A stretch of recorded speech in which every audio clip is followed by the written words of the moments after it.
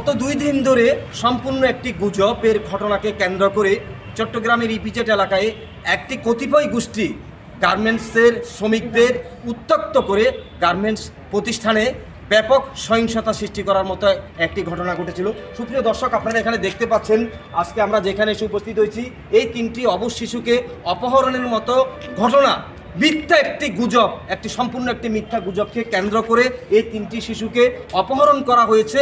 এমনকি এই 3জন শিশুকে আপনারা যাদেরকে দেখতে পাচ্ছেন, এই 3জন শিশুকে জবাই করে ঢালাইয়ের সাথে, একটি নির্মাণাধীন ভবনের ঢালাইয়ের সাথে তাদেরকে রক্ত মাখা এবং পুরো শরীরটা, নিথর শরীরটাকে তারা সেখানে অপহরণকারীরা নিথর দেহটাকে মিশ্রিত করে ঢালাইয়ের সাথে দিয়ে হত্যা করেছে বলে যে গুজব এসেছিল, আমরা সেই প্রত্যক্ষদর্শী আজ 2 দিন ধরে।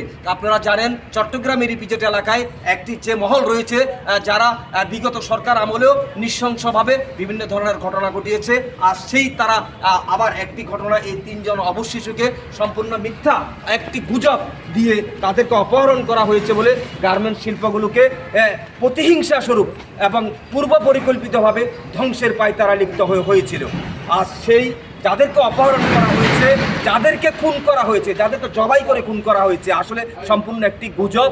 সেই শিশুদের উদ্ধার করা হয়েছে। আপনারা জানেন গতকাল থেকে শুরু করে চট্টগ্রামের ইপিজেডের যে এম.এ. আজিজ সড়ক, যেটাকে বিমানবন্দর সড়ক বলা হয়, সেই বিমানবন্দর সড়ক সন্ধ্যা 7টা থেকে রাত 12টা পর্যন্ত উভয় দিকে যান চলাচল সম্পূর্ণভাবে বিঘ্নিত করে, সড়ক যোগাযোগ বিচ্ছিন্ন করে, এমনকি নৌবাহিনীর উপর, পুলিশের উপর হামলাও করা হয়েছিল। আজকে সন্ধ্যায় সেই ঘটনাটিকে কেন্দ্র করে, পুনরায় ঘটনাটিকে কেন্দ্র করে আবার গার্মেন্টস শিল্পে প্রতিহিংসা স্বরূপ গার্মেন্টস বিজিএমের এলাকায়, নিয়ন্ত্রণাধীন এলাকায় গার্মেন্টস প্রতিষ্ঠানে অগ্নিসংযোগ এবং প্রশাসনের সাথে ধাওয়া পাল্টা দেওয়ার ব্যাপক ঘটনা ঘটেছে, যা অত্যন্ত দুঃখজনক। আসলে আমরা একটু জানতে চাচ্ছিলাম, তোমার নাম কি বাবা? জোরে বলো। কি? আর তোমার নাম? হাসান। তোমার নাম? সাগর। আপনার নামটা? জি। আর আপনার?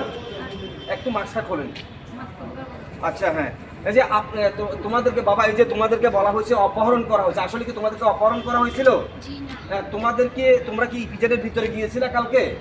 কেন গিয়েছিলে সেখানে? আচ্ছা, লোহা আনতে গেছিল।